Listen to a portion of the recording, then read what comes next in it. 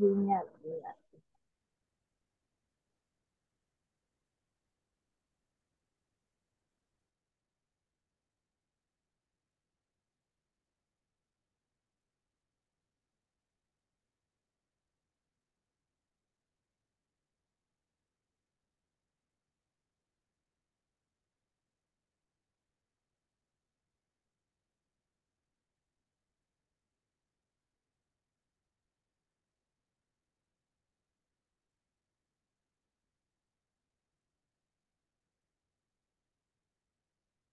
Alors,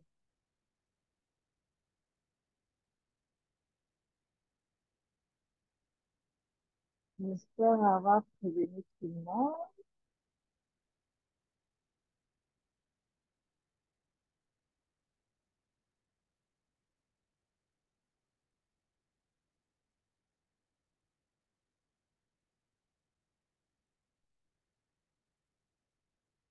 Donc, nous allons démarrer avec le nombre que nous sommes. Et je pense que les autres vont nous rejoindre au cours de notre partage, quoi. Au cours de notre partage, ce qu'on a prévu de partager ce soir ensemble.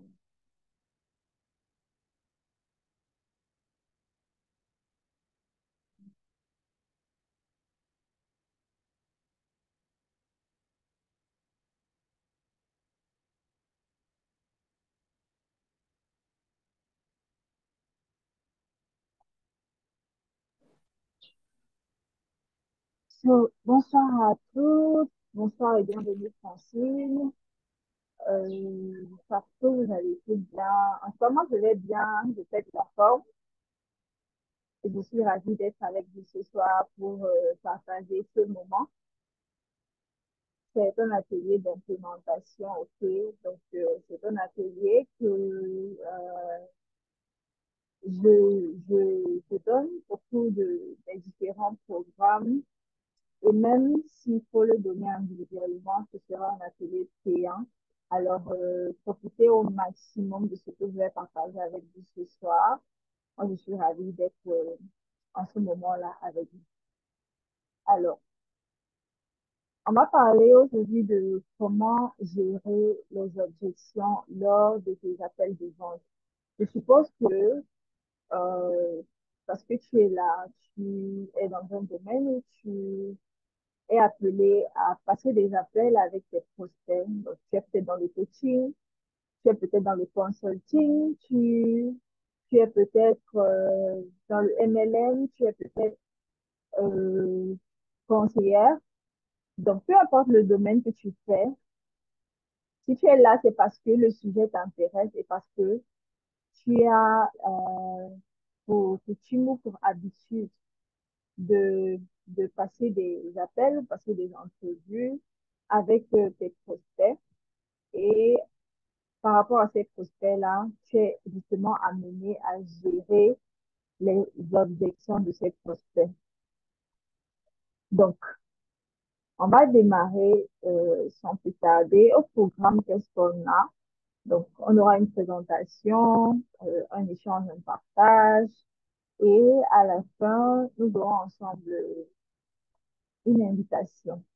Donc, si nous sommes là, si nous sommes effectivement ready, nous sommes prêts à démarrer, je veux voir dans le chat 111 ou tout simplement mettez yes dans le chat si nous sommes chauds pour ce partage, chauds pour ce moment, chauds pour savoir comment véritablement surpasser, dépasser les objections de vos prospects afin de pouvoir garantir bien sûr vos ventes. Alors, ok, je vois dans le chat Rosine, Francine, Karen. Ok, c'est génial. C'est génial. Merci de vous prêter au jeu. Ça montre que vous êtes effectivement attentif à ce que je suis en train de dire et ce que je suis en train de partager en ce moment avec. Alors, avant même de parler des objections des prospects, avant de parler concrètement des objections des prospects, avant d'arriver même au point où le prospect, il va émettre des objections, à ce que tu as à lui offrir, il est clair que tu vas passer un appel. Et la réussite d'un appel de vente répond à certaines règles. Coucou Hermine, bienvenue à toi. Bienvenue à toi. Merci de fermer ton micro pour garantir, euh, garantir effectivement que ce partage soit très très fluide et pour garantir que le son passe très très bien au niveau de tous les participants. Donc, Hermine, est-ce que tu peux arrêter ton micro, stopper ton micro s'il te plaît? Donc, on va parler de la négociation de la vente comme un pro. Pourquoi j'ai appelé ça négocier la vente comme un pro, comme une pro? Ok, Hermine, pas très très. Je vais d'abord désactiver mon son.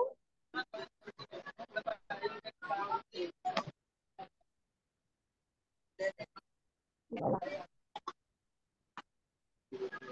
Qui d'autre a le micro ouvert? Merci de fermer le micro aussi. Ok, c'est bon. Je pense que c'est bon. Fermer le micro, ça permet que ce soit très fluide et qu'on puisse bien m'entendre de façon audible. Alors, on va parler de négocier la vente comme un pro. Il y a quelques mois, ok, lorsque j'ai commencé à être appelée à intervenir avec les prospects, à connecter avec les prospects au quotidien, il y avait cette étape-là où je devais passer des appels avec eux. Et véritablement, ça représentait pour moi une peur. Ça représentait pour moi une frayeur.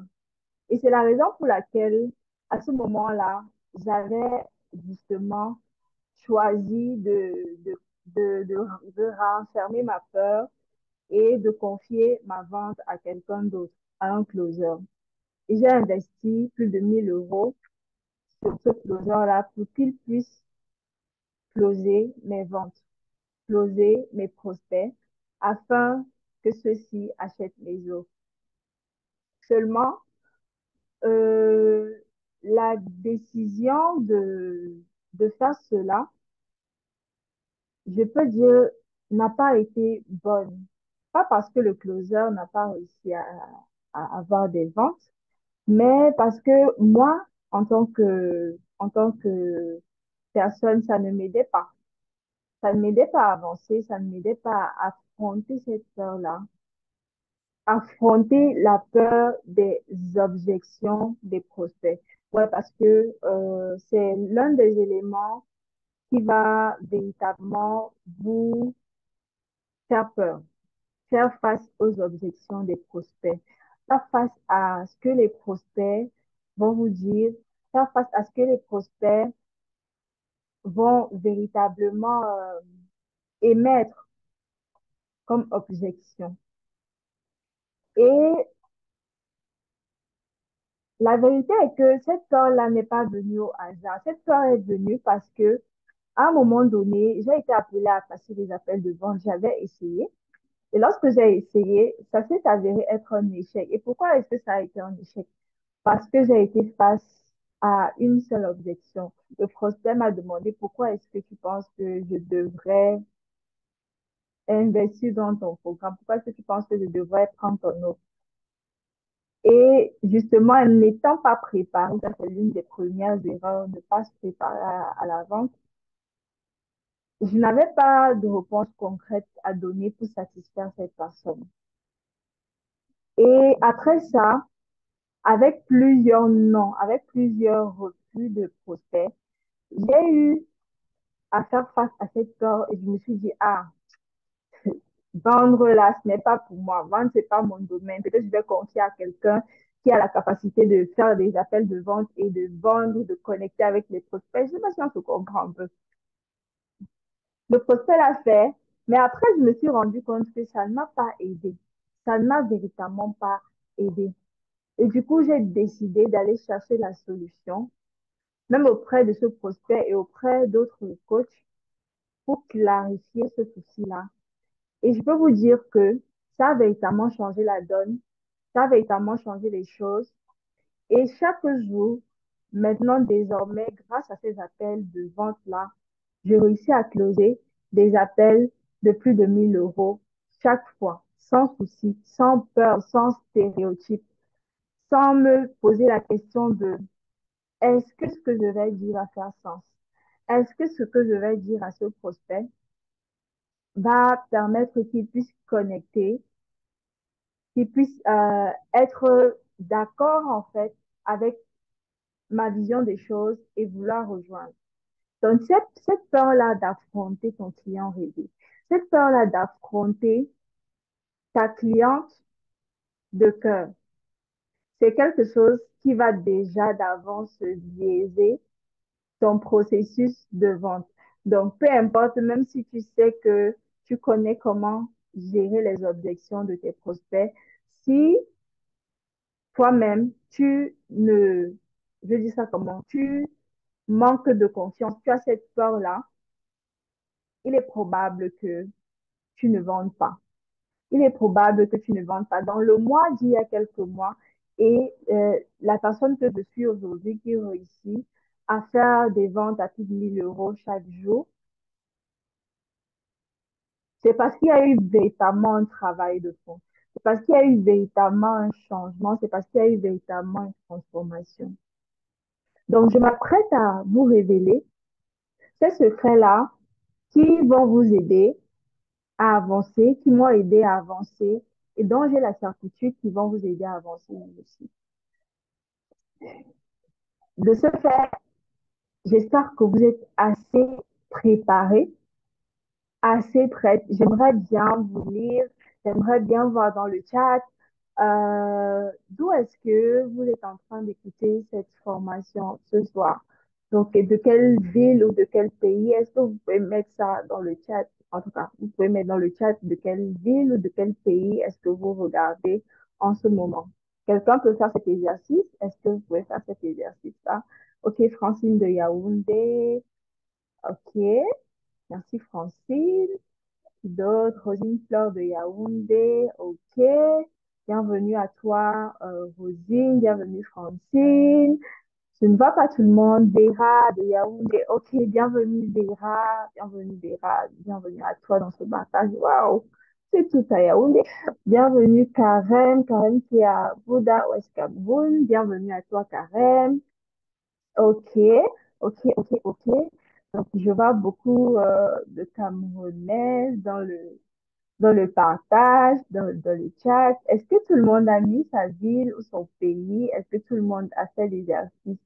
Est-ce que tout le monde s'est prêté au jeu? Je ne vois pas tous les noms dans le chat et tout. Alors, c'était pour recentrer vos attentions après ce que j'ai partagé et vous amener à comprendre que être une coach, être une consultante qui réussit à vendre ses offres, qui vend ses offres, c'est être cette personne-là qui sait vendre comme un docteur. Est-ce que vous savez comment les docteurs, eux, ils vendent? Est-ce que quelqu'un a une idée? Est-ce que quelqu'un a une idée de comment est-ce que les docteurs, eux, ils vendent? Vendre comme un docteur, comme un médecin. Est-ce que quelqu'un a une idée? Peu importe ce que tu as à dire, ton idée est toujours la bienvenue. J'aime bien cet aspect de conscience collective, de cerveau collectif. Alors, est-ce que quelqu'un veut nous dire ce qu'il pense de cette phrase, vendre comme un docteur? Est-ce que quelqu'un peut ouvrir le micro et partager avec nous en 1 minute ce qu'elle pense de cette phrase, vendre comme un docteur? Est-ce que vous êtes là? Je vois Vera, Francine, Hermine, Karen, Rosine, Roseline. Est-ce que vous êtes là? Je ne vous sens pas connecté. Je ne vous sens pas connecté. Est-ce que vous êtes là? Est-ce que quelqu'un veut partager avec nous? Est-ce que quelqu'un veut se prêter au jeu de vendre, d'expliquer Bonsoir. cette phrase? Bonsoir. Bonsoir, Francine. Oui, bonsoir, Paloma. C'est Alors pour moi, comme un docteur, c'est montrer au client que nous avons la solution à son problème et que c'est vraiment lui qui a besoin de nous. En général, quand quelqu'un va chez un médecin, c'est parce qu'il sait que cette personne-là peut guérir le mal dont il souffre, en fait. C'est Mhm. pour ça que je, je me dis que vendre comme un docteur, c'est être dans l'état d'esprit, avoir le mindset que nous avons la solution au problème de la personne, que c'est cette personne qui vient vers eux, même si nous on arrive vers elle dans la prospection et tout, mais c'est cette personne a véritablement besoin de ce qu'on a et ce qu'on va lui proposer va guérir le mal dont elle souffre. Mhm. C'est Mhm. mon essai, voilà. Merci Francine. Merci. Francine dit que vendre comme un docteur, c'est justement être cette personne-là qui sait qu'elle a la solution au problème de son patient. Qui d'autre a une idée? Ton idée était vraiment extraordinaire et j'ai aimé, ça va dans le sens de ce que j'ai envie de partager avec vous parce que c'est effectivement ça. Qui d'autre veut nous dire quelque chose par rapport à cette phrase? Vendre comme un docteur. Qui d'autre veut se prêter au jeu? Who has? Who has? Bonsoir, coach. Bonsoir. Bonsoir Oui, Vera. bonsoir. Bon, ce que je peux dire que le docteur, en fait, crée un état d'urgence dans l'esprit du patient. Il te met dans un Mhm. état d'urgence du genre, si tu ne fais pas ou si tu n'achètes pas le remède qu'il a dit, tu risques, disons même, peut-être mourir dans les jours qui viennent. Donc, il te met dans un état d'urgence dont tu as tout prévu de passer à l'action à l'instant qu'il Mhm. te parle. C'est un peu ça qu'il Mhm. peut dire. Mhm. Ok. Waouh, vous êtes vraiment des coachs extraordinaires parce que vous avez apporté plus de clarté à cette phrase que moi qui est en train de vous partager cela en ce moment. Et j'apprécie vos participations. Justement, vendre comme un docteur, c'est ça.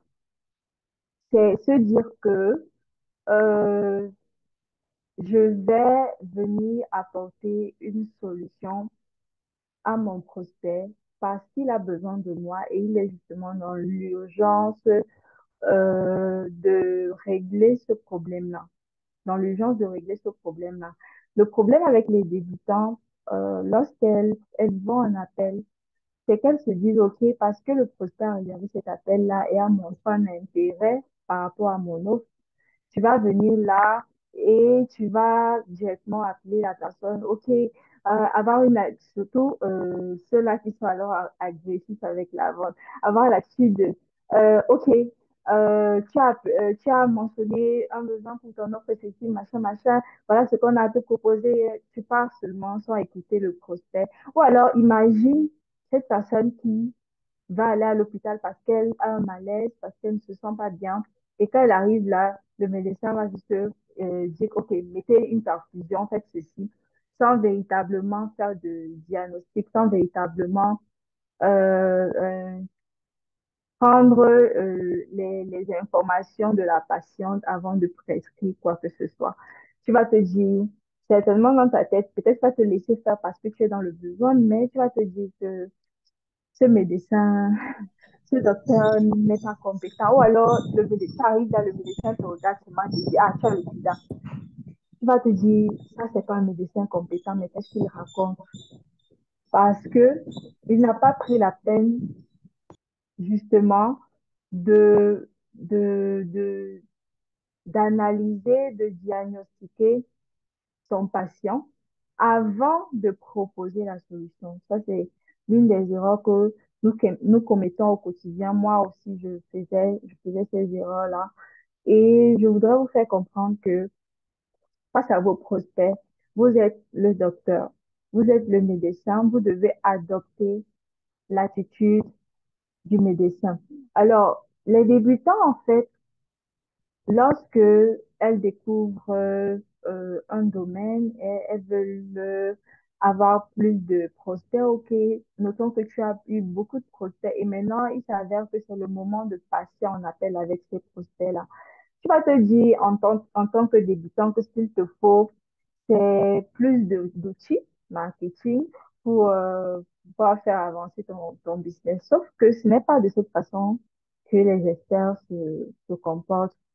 Un expert, lui, il va se contenter, pardon, des choses basiques et se servir de ces choses basiques-là pour faire avancer leur business. Donc, ils vont pas poursuivre la tendance à, OK, il y a un nouveau truc là qui permet d'attirer plus de prospects. Il y a ce nouveau, ils ne poursuivent pas la tendance. Ils restent dans le basique pour justement venir apporter une certaine spécialité dans ce qu'ils font, une certaine expertise dans ce qu'ils font. Mais aujourd'hui, on ne va pas se contenter de ce basique. On va un peu aller plus en profondeur, en fait, pour parler de cet aspect appel de vente-là. Parce que j'ai conscience que le fait de pouvoir faire un bon, comment on appelle ça, lorsqu'on prend, quand le mot m'échappe, tu veux réserver, lorsque tu veux réserver, voilà, une consultation, c'est ça le mot. Lorsque tu veux réserver une consultation chez le médecin, tu vas aller et il va te consulter, il va te diagnostiquer. Je suis consciente que si tu réussis à faire un très bon diagnostic de ton patient qui est ton prospect, ce sera tellement plus facile, ce sera tellement plus évident pour toi de réussir à gérer les objections de ce prospect-là. C'est pour ça que dans cette formation, je n'ai pas commencé par vous parler des objections, mais je vais commencer par vous parler de comment est-ce que vous allez faire pour réussir vos appels de vente. Alors, allons-y. Donc, les trois choses que les experts recherchent dans les 10 premières minutes qui garantissent qu'ils vont conclure une vente. Ces trois choses que je m'apprête à vous révéler, qui sont d'une très, très, très grande importance, c'est premièrement la douleur. Pourquoi la douleur? Parce que s'il n'y a pas de douleur, il n'y a pas de vente. La douleur. Deuxièmement, établir une relation. Ils cherchent à établir une relation, surtout une relation de confiance avec leurs prospects. Donc, tu as pour rôle en tant qu'expert ici présente, en tant qu'experte ici présente, d'établir une relation de confiance avec tes prospects, de trouver la douleur de ce prospect-là parce que s'il n'y a pas de douleur, il n'y a pas de vente. Si je n'ai pas mal quelque part, je ne vais pas chercher à aller voir un médecin. Je ne vais pas chercher à aller rencontrer un docteur pour me faire soigner. C'est parce qu'il y a une douleur. Donc, recherchez la douleur. La troisième chose, je vais vous partager cela à la fin. OK, donc je garde ça pour la fin. Mais retenez déjà, établir une relation et trouver la douleur. Trouver la douleur de votre prospect, trouver la douleur de votre patient. Et comment est-ce que cela se passe? Comment est-ce que cela se passe? Ça va suivre 8 étapes. 8 étapes très, très importantes. 8 étapes qui sont vraiment capitales. 8 étapes qui vont vous permettre d'aller plus rapidement, qui vont vous permettre de traiter plus facilement les objections de vos prospects. Alors, lorsque je parle de créer une relation de confiance avec vos prospects, je parle ici d'établir en fait cette connexion avec votre prospect, d'établir ce moment où, parce que quand le prospect vient en appel de vente, c'est lui c'est lui qui a demandé à te rencontrer, à discuter avec toi. Mais il vient avec un certain mur. Il vient en créant des barrières, en se disant, ah, cette personne-là s'apprête à nous vendre une offre haut de gamme, ça va certainement être cher. Et il se met déjà des barrières de protection pour, éviter de dire oui à ton appel, à ton invitation. Le fait de créer une relation de confiance avec ce prospect, le fait de créer une relation de confiance avec ce prospect va permettre de faire quoi? De casser, va permettre de casser ce côté froid, ce côté barrière, ce côté mur que le prospect, lui, il s'est créé en venant dans ton appel. Et comment est-ce que tu vas faire ça d'une manière très simple? Ce que moi je fais généralement, ok, déjà pour que ça se passe bien, pour réussir mes appels, moi je laisse ça en deux étapes. Un appel d'aide où je vais simplement me contenter d'aider mes prospects. Ça, c'est quelque chose que je vous révèle comme secret. Et ça, c'est quelque chose que je donne uniquement à mes coachés. OK, Rosine, qui est une de mes coachées là, elle pourra vous témoigner de cela. Je vous partage vraiment de manière authentique la même chose que je leur aurais dite. Je suis en train de vous dire cela ce soir. Donc, créer une relation de confiance, ce serait premièrement, par exemple, pouvoir apporter de la valeur à ce prospect-là. Il ne s'agit pas ici de donner la solution au prospect, mais de venir avec comme des penses-douleurs, comme des calmes-douleurs. Like, il a tellement une urgence, il a besoin de se faire aider, elle a besoin de se faire aider. Et tu vas venir simplement pendant ce moment où tu crées la relation de confiance apporter comme un calme-douleur, comme un pense-douleur pour ce prospect-là, pour l'amener justement à créer ou à briser ce mur-là qui s'était créé ou qu'elle s'était créé. Tu vas amener ton prospect à briser ce mur. Donc, lorsqu'elle vient en appel, OK, bonjour, comment tu vas? J'espère qu'il fait beau de ton côté. Est-ce qu'il fait beau aujourd'hui? Si le prospect te dit oui, il fait beau, OK, toi lui dis également, de mon côté, il fait beau. Et tu vas justement régler le cadre. Qu'est-ce que j'ai appelé régler le cadre? Il s'agit ici de planter le décor et de dire au prospect, OK, voici comment l'appel va se passer. Comme ça, lorsque à la fin, tu vas faire ta proposition, ton offre, il ne sera pas surpris parce que tu auras prévenu ce prospect-là de comment les choses vont se passer. Donc, quand je dis régler le cadre, le prospect vient par exemple et tu lui dis, OK, coucou Francine, je suis ravie d'être avec toi ce matin. Vraiment, la tonalité, c'est très important. Si tu viens là, bonjour Francine, je suis ravie d'être avec toi. Ah, ouais, ça c'est une vendeuse, une prospect. On voit, ça sent mauvais à distance que tu viens vendre. Mais vraiment, gérer la tonalité, c'est aussi quelque chose de très important. Faire créer ce cadre-là où, OK, tu as réussi à relaxer le prospect. Maintenant, tu vas lui dire, OK, Francine, je vais te poser quelques questions. J'aimerais juste m'assurer que je peux t'aider. Il faut que le prospect ait toujours conscience que tu es là pour l'aider. Tu es là pour guérir son mal, pour guérir son problème. Est-ce que ça fait sens? Si ça fait sens pour vous, mettez-moi sens dans les commentaires. J'espère que nous sommes toujours ensemble. Est-ce que je pourrais, puis-je, ou alors tu poses la question. Parce que le fait de demander la permission au prospect, OK, ça permet justement qu'ils se sentent en confiance et qu'ils se sentent valorisés. Il comprend que tu fais véritablement attention à elle. Elle comprend que tu fais véritablement attention à elle. Ta cliente de cœur comprend que tu fais véritablement attention à elle. Donc, tu vas régler le cadre en disant, puis-je te poser quelques questions? J'aimerais juste m'assurer que je peux t'aider. Est-ce que je peux te poser quelques questions? J'aimerais juste m'assurer que je peux t'aider.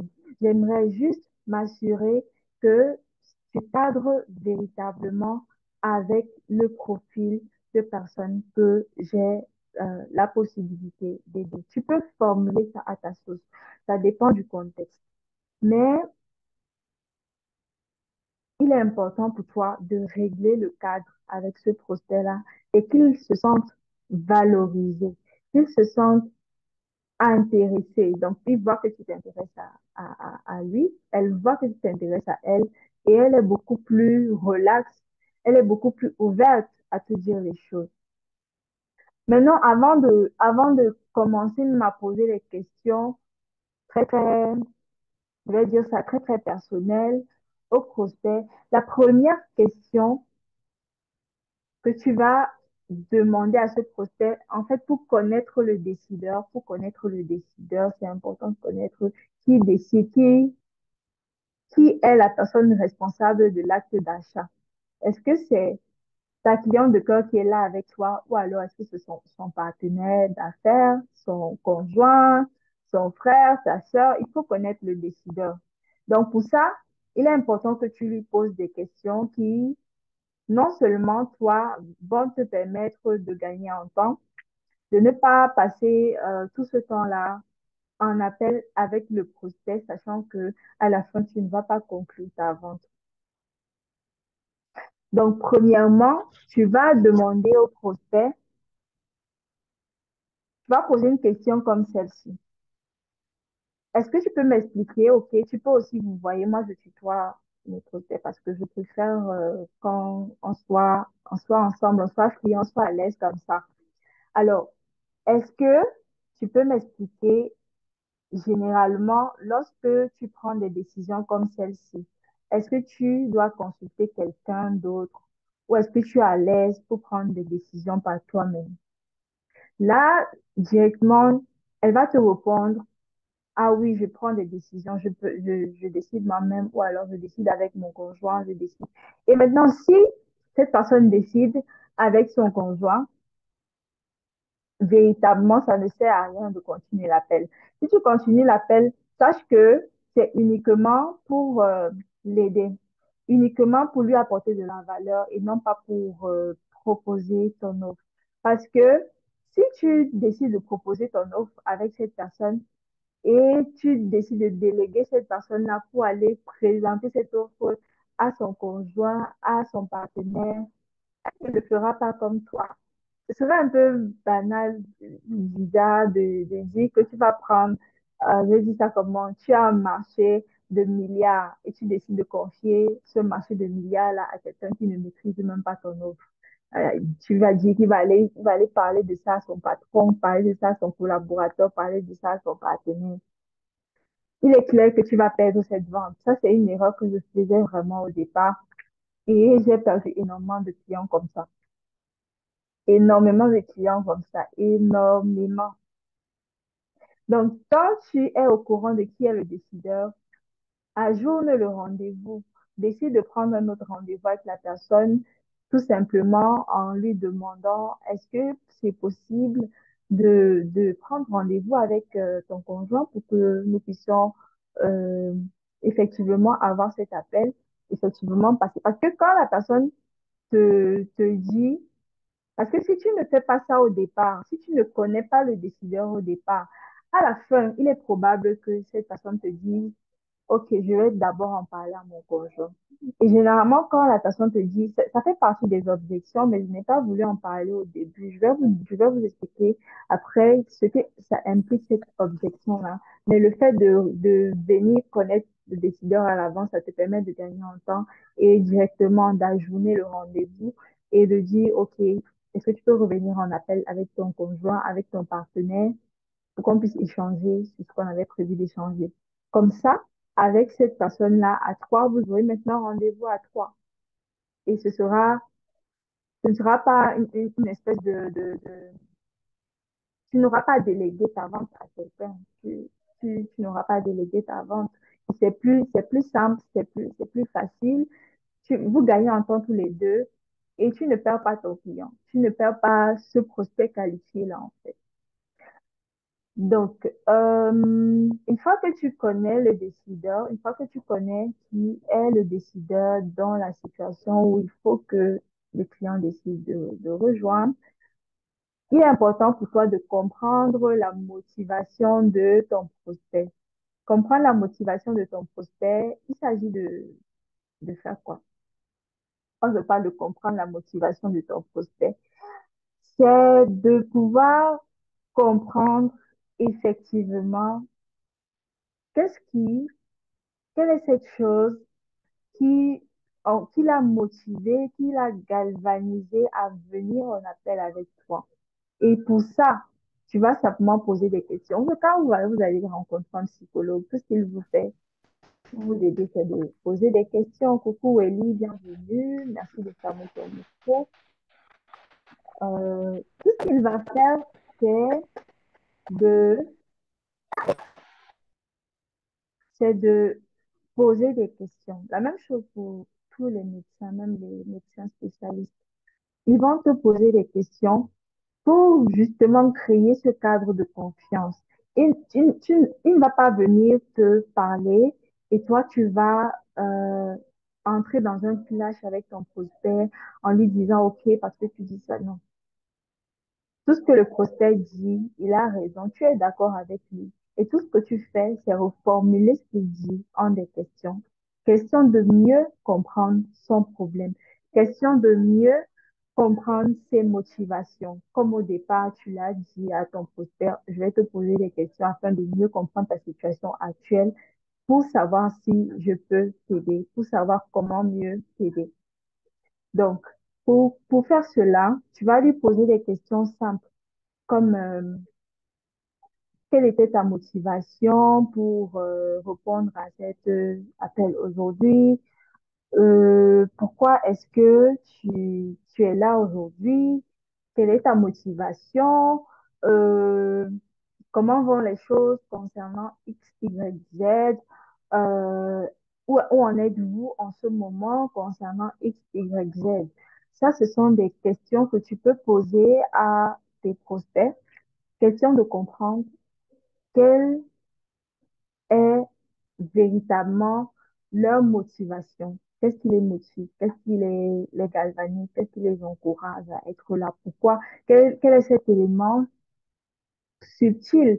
Parce que quand tu poses toutes ces questions, en fait, c'est question de comprendre quelle est sa douleur. Quelle est sa douleur? Je rappelle encore que s'il n'y a pas de douleur, il n'y a pas de vent. Il n'y a pas de douleur, il n'y a pas de vente. C'est question de comprendre quelle est sa douleur et partir sur cette douleur-là pour gérer et traiter les objections de tes prospects. Donc, une fois que tu as compris la motivation du prospect, il est important pour toi de découvrir et de clarifier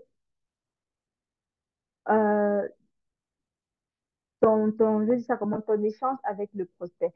Découvrir et clarifier. Quand je parle de découvrir et clarifier, c'est de demander au prospect, OK, quels sont tes objectifs pour les 3 prochains mois? Quels sont tes objectifs? Parce que va te dire, OK, moi, je veux avoir plus de visibilité, je veux avoir plus de prospects qualifiés, je veux réussir à faire plus de ventes, je veux sortir d'une relation toxique, je veux faire ceci, je veux améliorer les résultats de mon entreprise, peu importe. Tu lui poses simplement la question, quels sont tes objectifs dans les 3 prochains mois ou dans les 6 prochains mois? Peu importe, tu vas formuler ça à ta sauce. Quels sont tes objectifs? Ensuite, tu vas lui demander, c'est quoi le problème? C'est quoi le problème? Puisque tu as parlé de tes objectifs, c'est quoi le problème? Pourquoi est-ce que tu n'as pas encore atteint cet objectif-là? Qu'est-ce qui bloque? C'est quoi le problème? Et c'est au prospect de s'ouvrir et de te dire, voilà, écoute, Paloma, il y a tel souci, je n'arrive pas à faire ceci. Ah, c'est parce que je suis très flemmard, je procrastine dans mes actions. Ah, c'est parce que je ne sais vraiment pas comment attirer des prospects qualifiés. Ah, je ne sais vraiment pas comment apporter de la clarté à mes prospects. Je ne sais même pas comment parler de mon offre. Ce genre de choses. Quand tu poses ces questions, quels sont tes objectifs?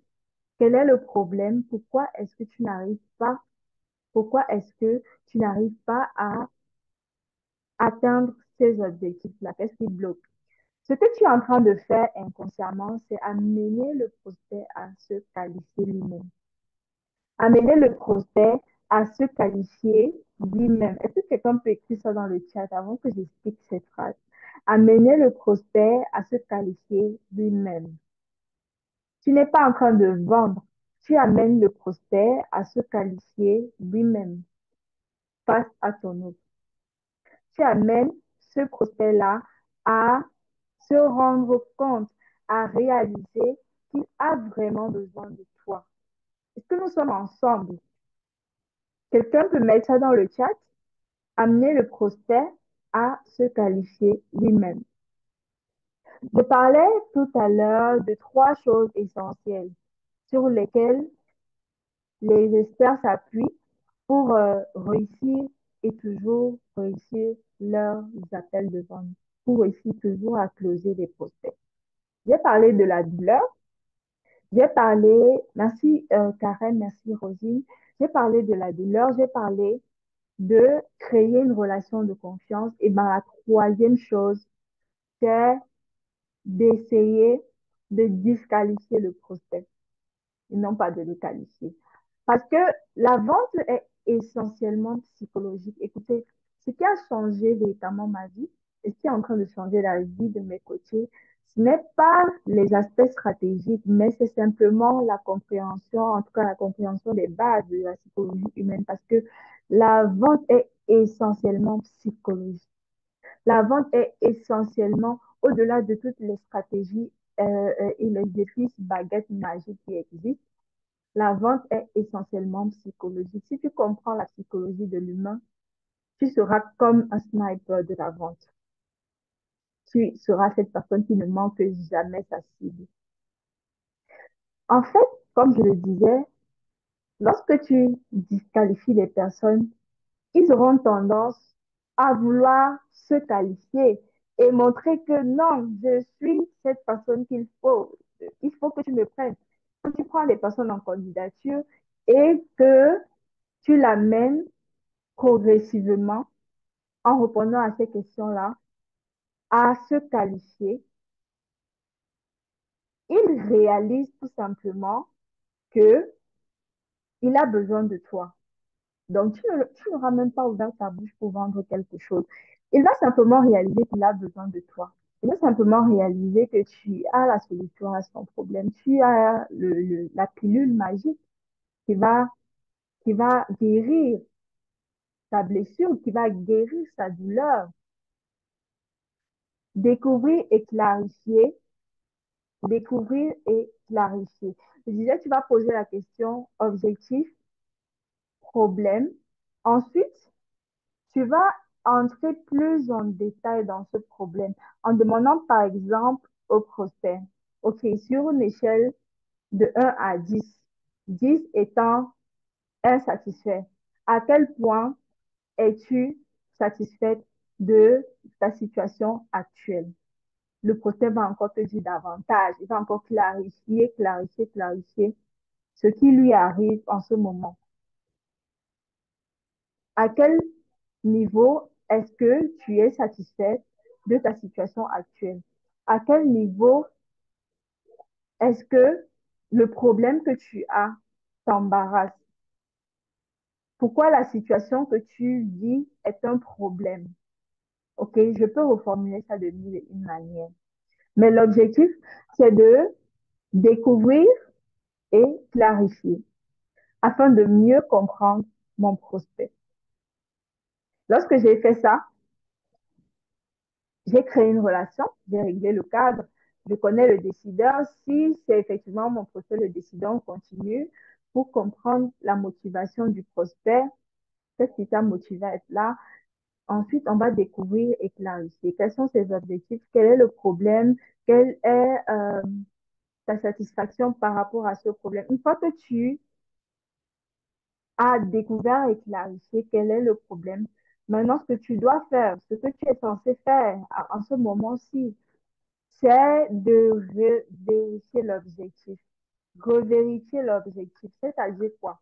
C'est-à-dire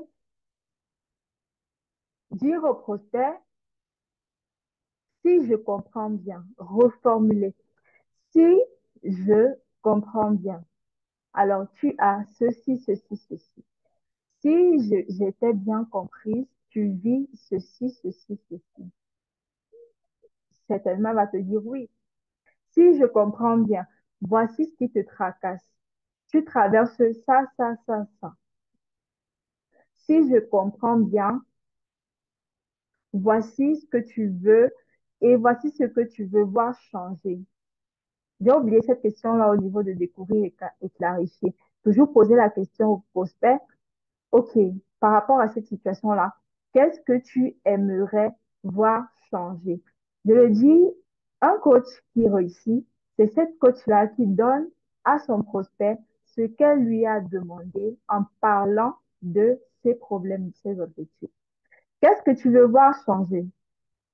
Par rapport à ta situation actuelle, qu'est-ce que tu aimerais voir changer? Quelle est cette chose que tu aimerais voir changer? Où est, où se trouve selon toi, l'élément de changement de ton problème? Pose la question à ta façon et à la suite, reformule, vérifie l'objectif pour que tu ramènes le prospect là au départ, ce pourquoi vous êtes là. Si je comprends bien, tu traverses ceci, tu as ceci, il te faut ça, et tu aimerais bien que ceci change pour atteindre tel résultat. Ton désir, c'est bien ceci. Est-ce que j'étais bien comprise? Si je comprends bien, si je t'ai bien compris, tu reformules ce que le prospect t'a dit. Et ça marche lorsque tu es 100% à l'écoute.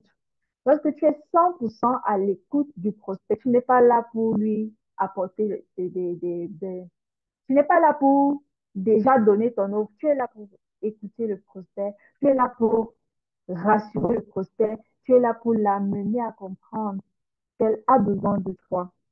Alors, écoute. Au départ, j'ai dit tonalité. Maintenant, je te dis écoute. Écoute. Écouter va te permettre d'arriver à ce point où tu réussis à reformuler tout ce qu'elle t'a dit tout au long de l'appel en une seule phrase très facilement. Et si c'est compliqué pour toi, tu peux même noter. Si tu as un bloc-notes à côté de toi, tout ce qu'elle te dit, tu notes. Tu es véritablement en consultation avec la personne. Tu es véritablement en consultation avec la personne. Donc, une fois que tu as revérifié ton offre, ce que tu vas faire, c'est de présenter ton offre. Mais tu ne vas pas directement quitter de ce dont tu as besoin, c'est ceci, et pam, tu dis, OK, voilà ce que je te propose. Non, c'est pas ça. Il ne s'agit pas de ça. Il ne s'agit pas de ça. Ce que tu vas faire ici à ce niveau, c'est de demander au prospect, par exemple, est-ce que tu aurais des préoccupations? Est-ce que tu aurais des questions par rapport à l'autre? Est-ce que tu aurais des préoccupations par rapport à l'autre?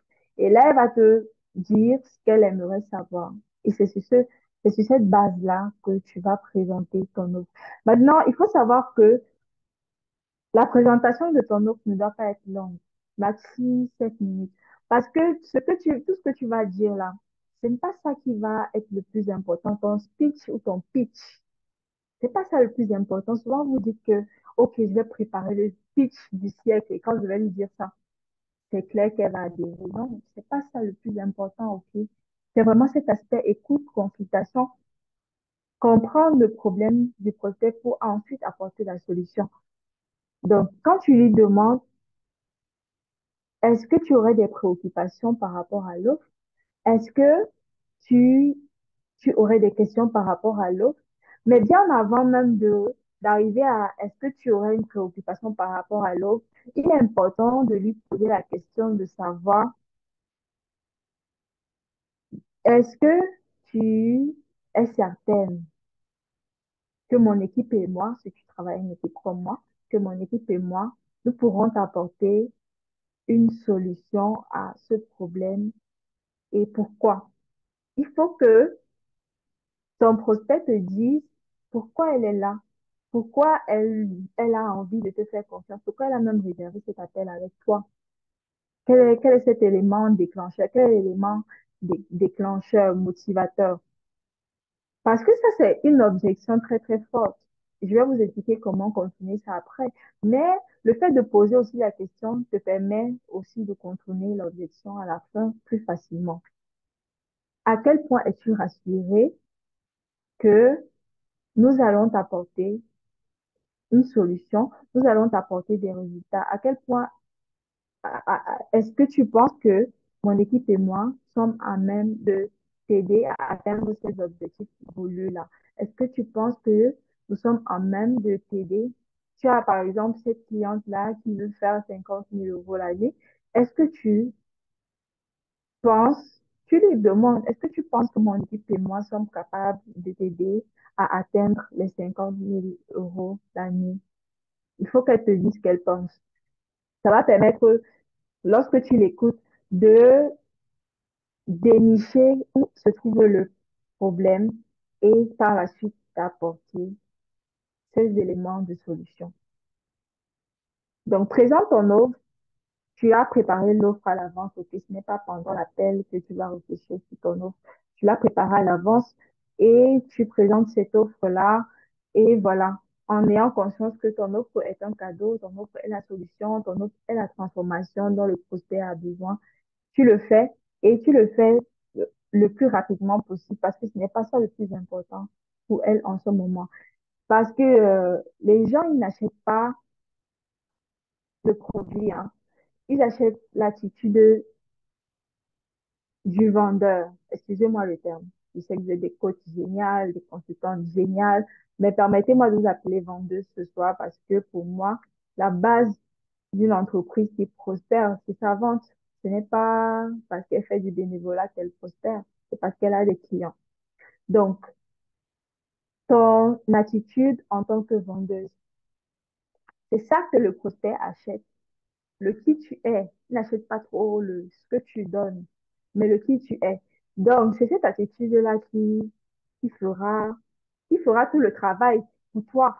Donc, du coup, tarder, prendre beaucoup de temps sur la présentation de ton offre, ce n'est pas, vous comprenez un peu, ce n'est pas ça le plus important, en fait. Et maintenant, à ce stade-ci, je suppose que tu as énormément échangé avec le prospect et tout, et elle sait exactement quel est son problème, où est-ce qu'elle y a, quels sont ses objectifs, quel est son problème et qu'est-ce qu'elle veut voir changer. Et tu as parlé de l'offre, en tout cas, elle t'a demandé des choses par rapport à ton offre, tu en as parlé, et tu vas annoncer le prix. Pour annoncer le prix, il faut toujours permission. Tout à l'heure, j'ai dit écoute, consultation, mais surtout permission. Roselyne, j'ai un problème de connexion concernant, je peux le faire, au conference, study, papa, écoute, attends, ça bug. Ok, ce que je suis en train de dire, c'est quoi? Lorsque ton prospect a déjà passé toutes ces étapes-là, elle sait exactement, en fait, c'est quoi la suite. Elle sait c'est quoi la suite. La suite, c'est tu vas donner le prix. Maintenant, pour donner le prix, il est important de demander la permission. Ça permet toujours de faire croître cette relation de confiance avec ton prospect. Tu peux poser une question comme, OK, tu as reformulé, si j'ai bien compris, voici, voici, voilà. Tu as notre offre, c'est ceci, ceci. Es-tu à l'aise? Est-ce que nous pouvons parler d'investissement maintenant? Est-ce que nous pouvons parler de ton investissement et tout? Tu poses la question. Elle va te dire oui, certainement. Tu donnes le prix et tu restes tranquille. Tu ne donnes pas le prix et tu cherches à le justifier. Tu ne donnes pas le prix et tu cherches à dire, ah, je sais que c'est cher. Non. Tu donnes le prix et tu restes tranquille. En ce moment, pendant les 5 premières secondes, il y a beaucoup de choses qui se passent dans la tête du prospect. Il y a beaucoup de choses qui se passent dans son esprit. Et ce prospect-là se dit, en fait, Toutes les objections du prospect viennent au même moment. Excusez-moi, euh, je reprends rapidement un, ceci.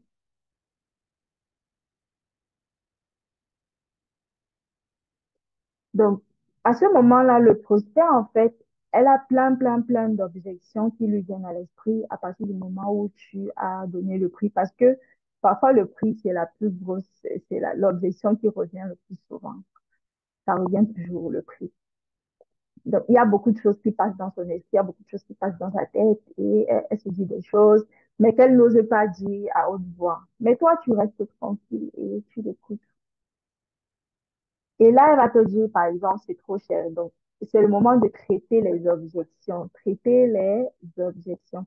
Tout à l'heure, j'ai, tout à l'heure, j'ai parlé je vous ai invité à cette formation pour vous apprendre comment gérer les objections des prospects.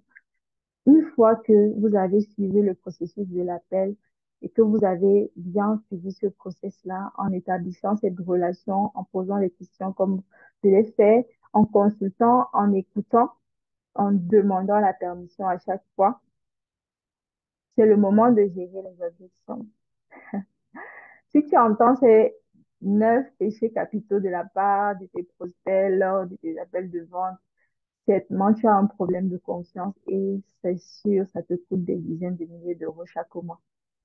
Certainement, vous avez souvent, quelqu'un a déjà été en appel avec un prospect, quelqu'un pour ouvrir son micro et me dire quelles sont les objections qu'il entend souvent, à part le c'est trop cher. Quelles sont les objections qui reviennent? Qu'est-ce qu'on te dit souvent pour pour te dire poliment que on veut pas? Qu'est-ce qu'on te dit?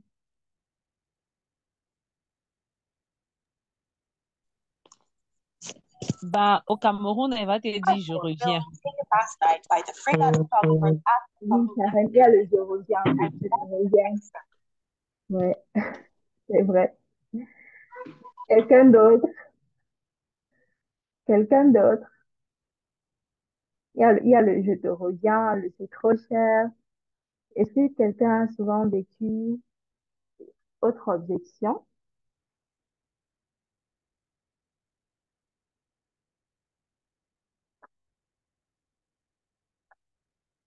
Je vais lire dans le chat.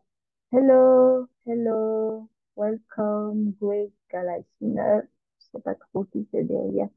Welcome. C'est vrai que nous sommes déjà un peu avancés, mais le replay sera disponible et seulement pour 48 heures après pour participer encore à cet atelier si ce sera payant. Donc, il y a des points d'ombre après ce qu'on va partager ici. Il va falloir écouter le replay et vraiment pratiquer.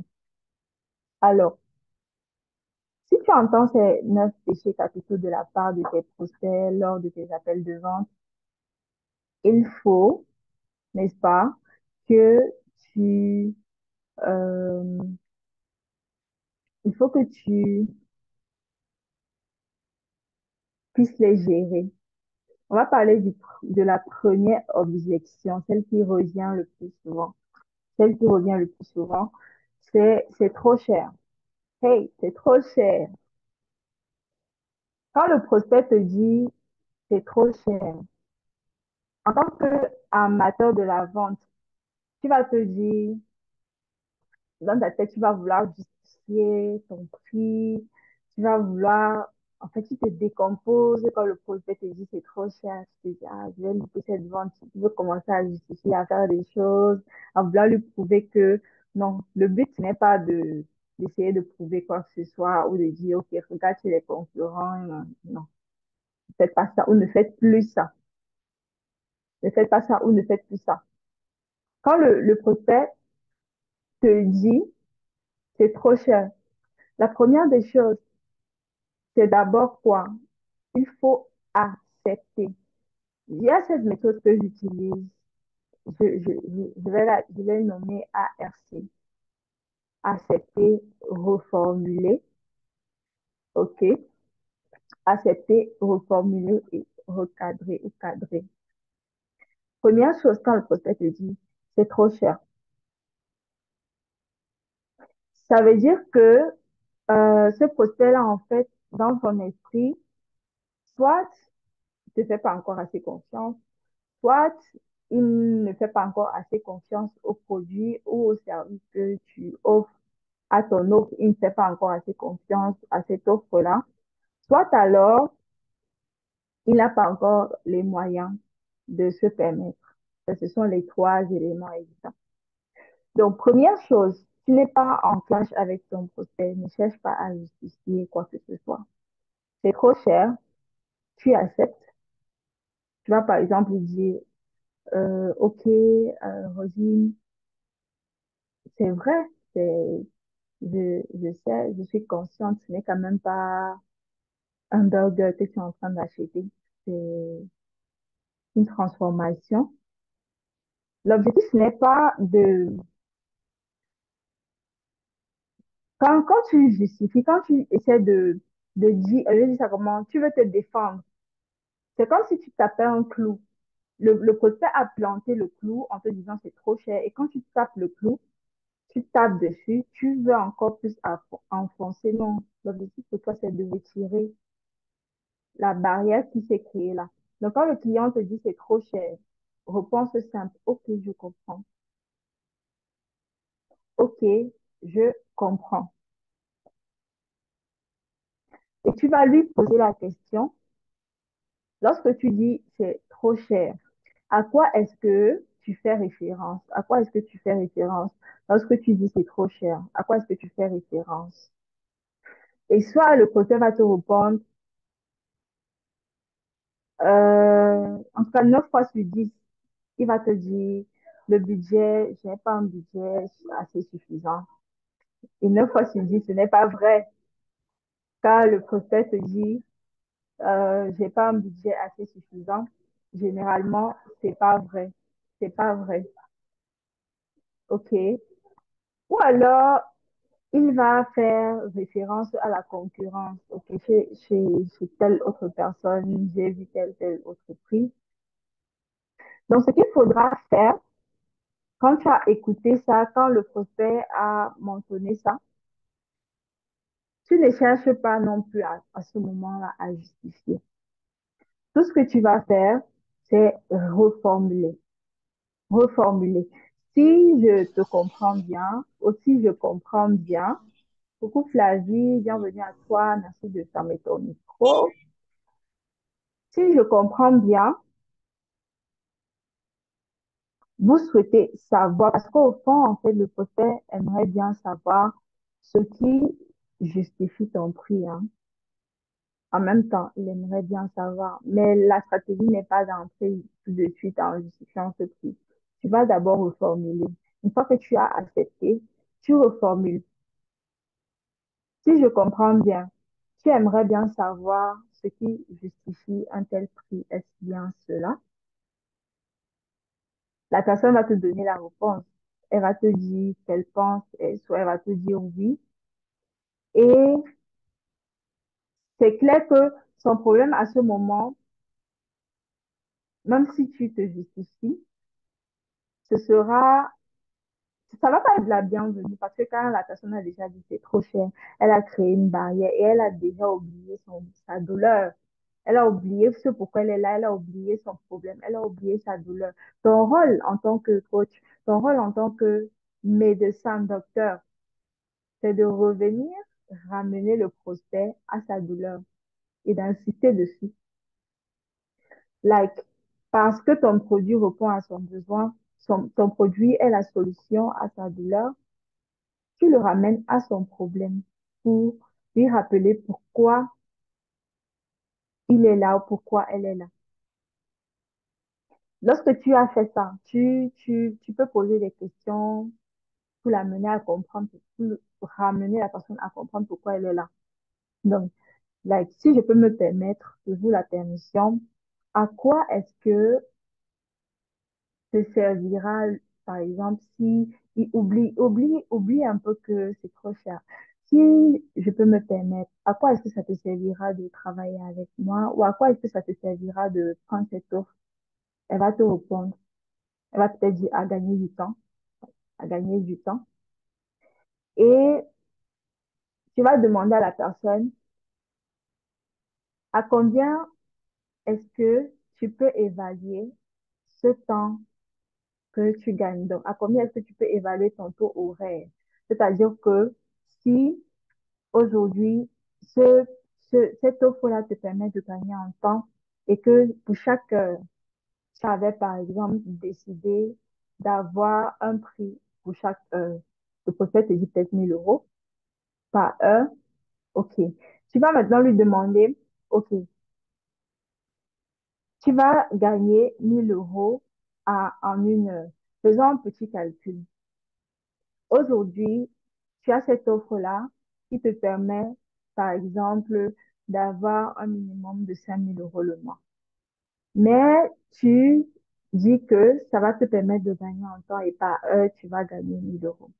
Donc, si on fait un petit calcul,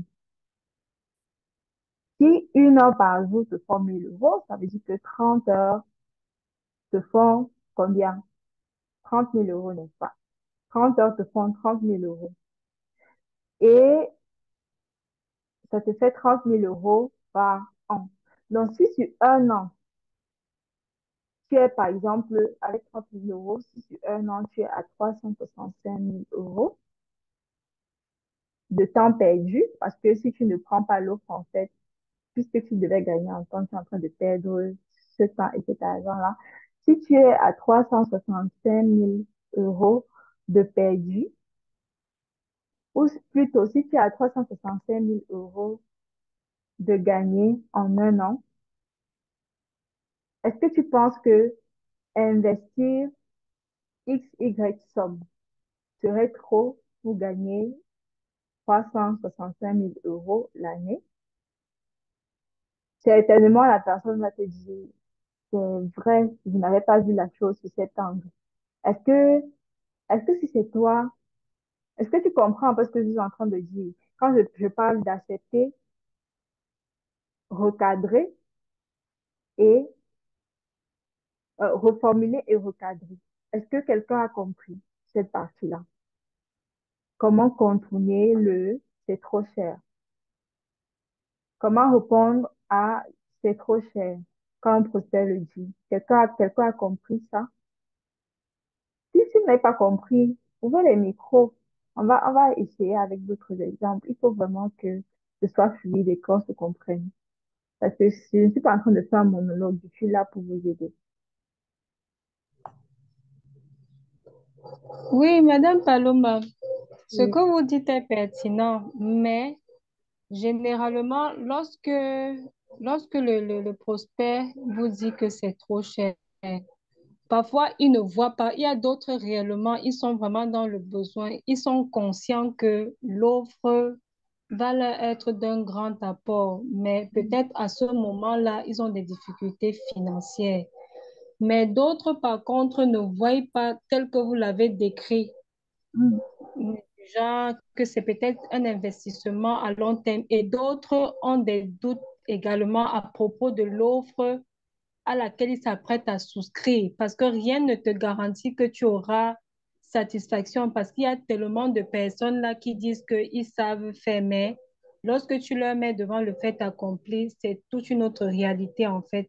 Donc la personne, peut-être quelqu'un peut prendre des engagements ailleurs, peut-être un prêt d'argent, je ne sais pas trop quoi, pour venir peut-être payer cette offre-là, mais il n'a mm, pas de garantie qu'il va être satisfait.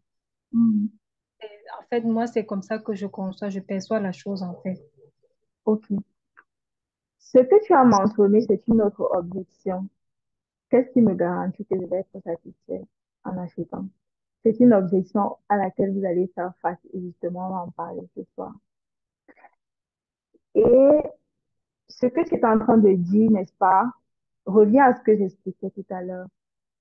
Tu as dit, quand tu vas présenter la chose, le prospect ne voit pas, quand tu vas donner ton prix, le prospect à ce moment-là ne voit que son compte en banque n'est pas assez fourni. Il ne voit pas encore la solution à long terme. Tu peux lui demander, est-ce que tu veux véritablement un résultat sur la durée? Il va te dire oui, je veux un résultat sur la durée. C'est évident puisqu'il a un dollar. Et tu vas reformuler comme je l'ai fait. Donc, si tu évalues ton résultat sur la durée, selon toi, combien estimerais-tu gagner dans les 6 prochains mois? Elle va te dire, dans 6 mois, j'aimerais être à tel millier d'euros. Et quand elle va dire ça, tu vas lui dire, OK, est-ce que tu penses que investir, je sais pas, moi, je prends un exemple banal, investir 1 000 € pour atteindre des dizaines de milliers d'euros, ce serait trop? Pose la question, en fait, ne pense pas pour elle. Peut-être elle va te répondre. Généralement, quand quelqu'un, même ce que tu as mentionné en disant, euh, la personne a un engagement financier, elle a une dette, elle n'est pas prête à réinvestir parce que elle a déjà eu à investir ailleurs et elle a perdu, ça n'a pas produit parce qu'elle est partie prendre une offre où il y avait une promesse mais qui n'a pas été réalisée. Ça fait partie des objections dont vous allez faire face et il va falloir que vous contourniez. Donc, là, tu as rassemblé pratiquement 3 objections ou 4 qui reviennent généralement par les prospects et dont on a prévu d'échanger ce soir. Donc, est-ce que tu comprends un peu Flavie ou alors est-ce que quelqu'un comprend la notion de c'est trop cher, qu'est-ce qu'il faut faire? En tout cas, qu'est-ce que j'ai dit qu'il faut faire? Oui, ce que moi j'ai retenu par rapport à l'objection de c'est trop cher, c'est de, comment dire, recadrer les choses tout en amenant, en expliquant concrètement au prospect ce qu'il aura à gagner dans la résolution de son problème. Parce que s'il vous a contacté, ça veut dire qu'il est conscient déjà qu'il a un problème et Hmm. il faut y remédier, il faut la solution. Donc maintenant, nécessairement, il peut avoir, par exemple, le plan financier qui peut être, comment dire, déjà un obstacle pour lui, comme le doute aussi, parce qu'il n'a pas de garantie qu'il aura satisfaction face à son problème. Hmm. Donc, c'est Ok. un peu lorsque, comme on se rend à l'hôpital. Lorsque quelqu'un, tu as un mal, tu te rends à l'hôpital. Tu sais que tu es convaincu en fait que lorsque Oui. tu te rends à l'hôpital, le médecin ou bien l'infirmière va te recevoir et tu vas rentrer chez toi en ayant déjà une solution. Mais lorsqu'on arrive, ce n'est pas toujours ça. Lorsqu'on arrive, Hmm. vu que tu te retrouves par exemple à changer peut-être de centre hospitalier ou bien comment dire, de médecin ou d'infirmière. Donc, ça veut dire qu'on est Hmm. toujours en quête d'une satisfaction. Et si on n'a pas été satisfait ailleurs, nécessairement, on va chercher où on va trouver la satisfaction. Effectivement, effectivement. Ok. Merci Hermine pour la participation. C'est effectivement ça, refaire réaliser au prospect quelle était sa douleur de départ, quel était son problème et recadrer, replanter la graine de ton offre, replanter la graine de la solution et, et avancer en fait dans le procédé. Certainement, il y aura des prospects qui après ça vont dire ok, j'achète, mais il y en aura d'autres qui vont encore émettre d'autres objections, comme l'objection de j'ai besoin du temps pour réfléchir. J'ai encore besoin du temps pour réfléchir. Qui a souvent eu ça? On a souvent dit ça à quelqu'un ici. En tout cas, moi, on m'a souvent dit ça. J'ai besoin du temps pour réfléchir. Est-ce que vous avez souvent eu à faire face à cela? Oui, moi, on m'a déjà dit ça plus d'une fois. Soit je vais Oh, revenir, soit je vous reviens, soit je ne suis pas encore prête. oui, voilà, voilà. Quand la personne te dit cela, ça veut dire qu'elle n'a pas confiance en toi, le vendeur, ou alors qu'elle n'a pas confiance en ton service, tout simplement. Donc, quand la personne te dit, j'ai besoin de temps de réflexion, je suis trop sollicitée, non, bref, c'est souvent pour dissimuler le fait qu'elle n'a pas confiance en toi ou le fait qu'elle n'ait pas confiance en ton offre. C'est souvent pour dissimuler l'un de ces deux éléments-là. Donc, quand le prospect te dit, j'ai besoin de temps pour réfléchir, ce que tu vas lui dire, c'est, euh, je comprends. Tu vas lui dire, je comprends. J'ai souvent aussi eu à réfléchir pour des décisions importantes et je pense que on pourrait réfléchir ensemble. Tu pourrais me dire, certainement, il est clair que personne ne s'assoit là et se dit, ah, je vais réfléchir dans 2 jours. Actuellement, tu sais déjà pourquoi est-ce que tu vas réfléchir. Donc, si tu pouvais me dire pourquoi qu'est-ce qui te fait réfléchir ainsi, je verrais véritablement si actuellement je peux t'aider ou alors si lors de notre prochain appel, je pourrais avoir des réponses claires par rapport à ton axe de réflexion. Posé comme ça, la question posée comme ça, il est clair que la personne va te dire pourquoi. Elle dit qu'elle va réfléchir. Elle va te faire comprendre. Soit elle va te dire, ah, je sais pas, je fais pas assez confiance elle va pas dire, je fais pas assez confiance à ton offre. Elle va peut-être te dire, qu'est-ce qui prouve que ça va, je sais pas si, ce qui prouve que ça va fonctionner pour moi. J'aimerais bien avoir des témoignages et tout et tout. Et ben là, tu mets les témoignages en avant, les témoignages de tes précédents clients. C'est aussi simple. Laissez la personne, laissez le prospect se qualifier. Ne cherchez pas à qualifier le prospect. Et c'est quand vous l'écoutez, quand vous posez les questions, toujours reformulez ce que vous avez à dire en question et non pas en affirmation. Faites juste, placez juste des questions pour aider le prospect à réaliser qu'il a besoin de vous. Donc, quand quelqu'un te dit, je vais réfléchir, va directement et demande-lui. Je sais, je te comprends. J'ai souvent eu à réfléchir pour les décisions importantes, mais souvent inconsciemment, le prospect, il sait déjà si il va te dire oui ou non, même si vous programmez un autre appel. Donc, il est toujours mieux de recadrer les choses et de lui demander qu'est-ce qui le pousse à dire je vais réfléchir, qu'est-ce qui pousse la personne à dire je vais réfléchir, quel est le blocage et quand la personne t'a clairement défini le blocage, maintenant c'est à toi d'y mettre cette poudre magique de solution. C'est à toi d'y mettre l'élément déclencheur pour apporter la clarté à ton prospect. Parce que le but de cet appel, c'est effectivement de le convertir. Si vous le convertir beaucoup plus vite, il y a des petites choses, il y a des petites phrases que j'utilise. Je vous les donne aujourd'hui. Je vous assure, ça m'a sauvé beaucoup de ventes. Ça m'a sauvé beaucoup de ventes. Ça ne veut pas dire que même aujourd'hui, je n'ai pas des prospects qui me disent non, non. Ça ne veut pas dire que je suis la meilleure vendeuse. Mais je peux vous dire que ça a véritablement transformé les choses. Ça m'a sauvé beaucoup de ventes. Ça m'a sauvé beaucoup de temps que je perdais avec des prospects non qualifiés aussi. Ça, c'est des choses qu'il faut savoir. Le plus souvent, la question de je vais réfléchir, c'est je n'ai pas confiance. Et quand quelqu'un dit n'est pas confiance, elle veut juste voir si tu peux véritablement apporter la solution. Et pour montrer ça, c'est simple. Preuve sociale, témoignage. Là, tu vas me dire, ah, et si j'ai pas de témoignage, ça aussi, c'est un élément que je montre à mes coachés, comment avoir des témoignages très facilement les témoignages, même si tu te dis que tu n'en as pas encore, tu en as certainement parce que avant que tu ne mettes des prix sur tes offres, il y avait des gens que tu aidais. Ça, c'est une piste que tu peux suivre.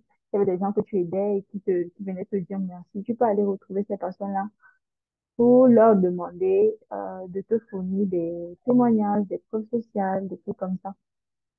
Mais ça, c'est des choses que tu dois préparer à l'avance, avant ton appel de vente, avant ton appel de vente. Ce n'est pas pendant l'appel de vente que tu vas faire ça, en fait. C'est très important de comprendre. Maintenant, il y a la troisième objection qui revient constamment. La troisième objection qui revient constamment, c'est laquelle? C'est le je n'ai pas le temps. Je n'ai pas le temps. C'est cette objection-là qui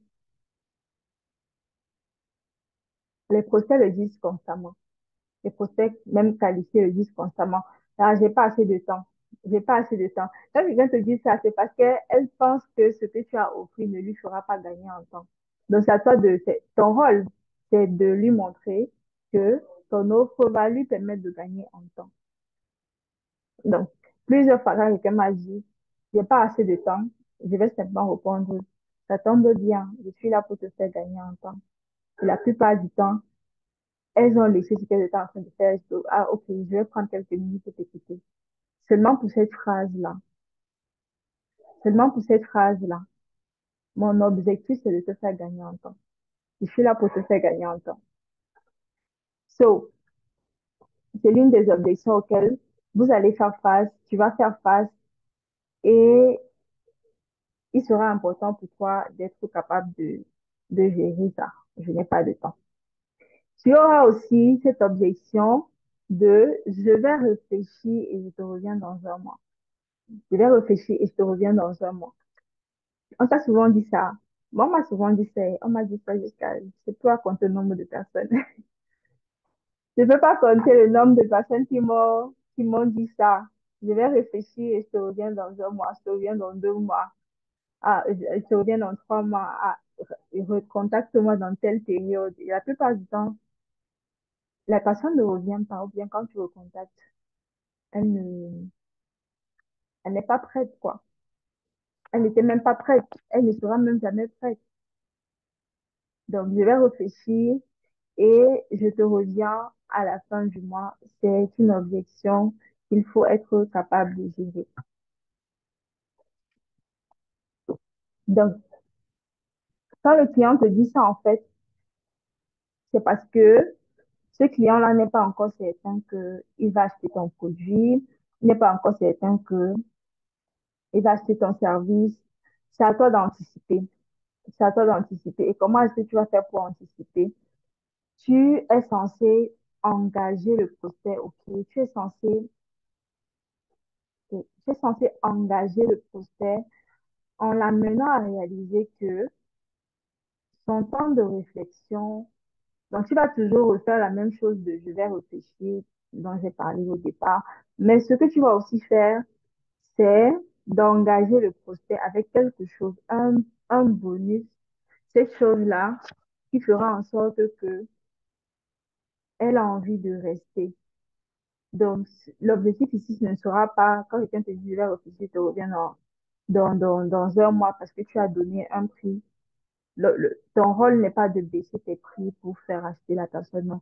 Ton rôle est d'essayer d'engager la personne en proposant un bonus, en proposant, je sais pas moi, des plans tarifaires, en proposant des choses qui vont galvaniser la personne à rester, qui vont galvaniser. Et ça, c'est les choses, ces bonus-là sont des choses que tu dois préparer à l'avance au client. Ce n'est pas pendant que tu effectues ton appel de vente que tu vas le faire.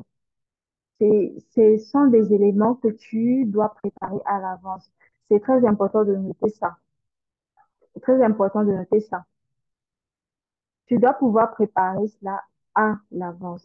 Ces bonus, ce que tu vas offrir comme cadeau, comme bonus, comme élément pour t'activer, pour attirer la personne.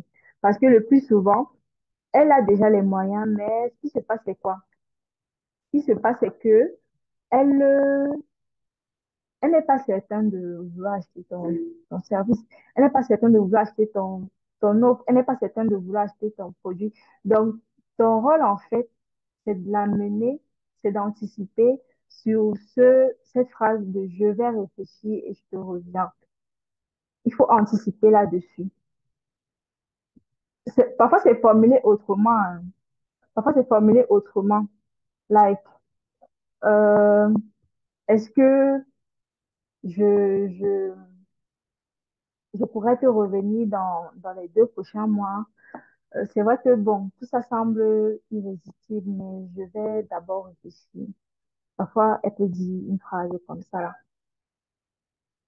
Et quand la personne te dit ça, elle dit en fait que c'est vrai que je voulais prendre une décision, mais là, maintenant, tu m'as donné trop d'informations. Tu m'as donné beaucoup trop d'informations non pertinentes. Tu m'as donné trop d'informations non pertinentes.